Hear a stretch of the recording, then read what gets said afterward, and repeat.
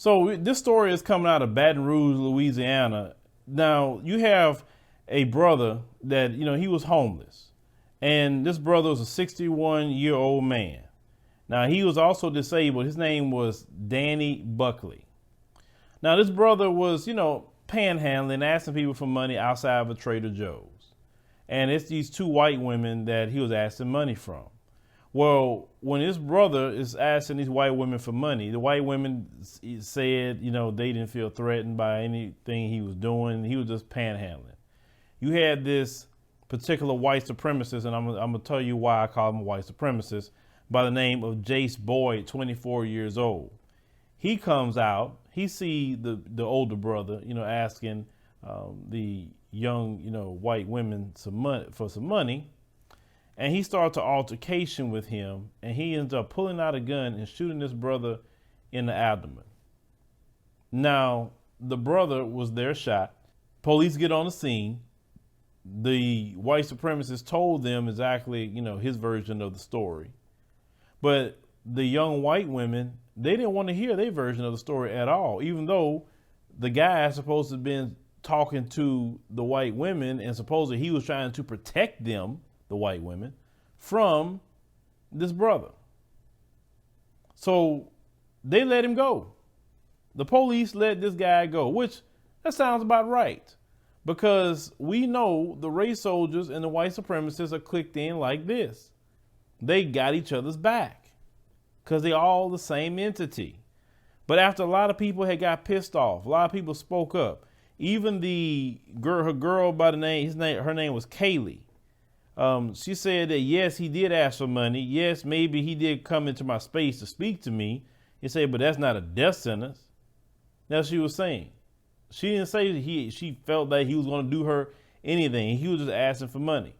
So after the family got attorneys and they was talking to detectives, they finally arrested this white supremacist. They arrested him, and they end up charging him with second-degree murder in this particular case.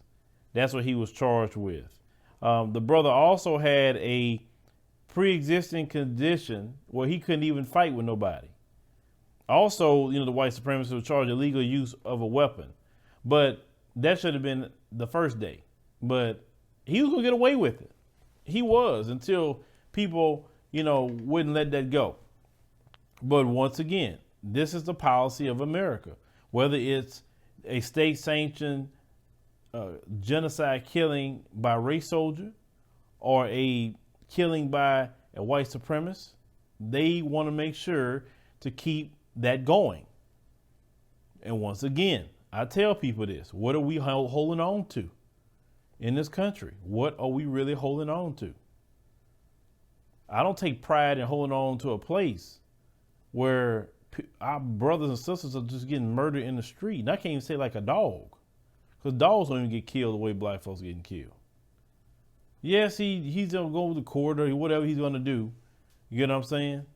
But that's Louisiana. And you know how that can go.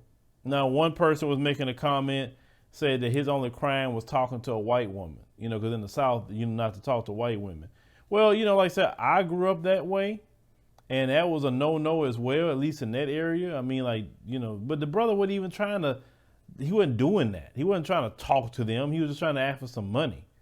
But, some of them, they ignorant. I'm telling you, I've been to Louisiana. I know Louisiana got family over there, and you have some of the most ignorant Mzungus in that state. Oh my God. I always tell people, them ignorant ones like that, they don't need the power to vote, and they definitely don't need a gun. That's one group of people I always say they need to lose their voting rights and their gun rights. That group. Because that group right there is the most dangerous group, because they don't think. They're ignorant.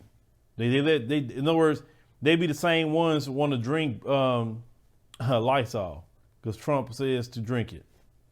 But leave me a comment, let me know what you think about this particular story. I hate this happened to this brother, but this is what's happening in America, folks. Happening to us. They don't report this stuff on the evening news all the time. This is why I talk the way I talk about not being too invested in this place and all of that, because I see too much of this. and things we got to do something about it. We can't just be in the street talking about begging these people, telling them Black Lives Matter.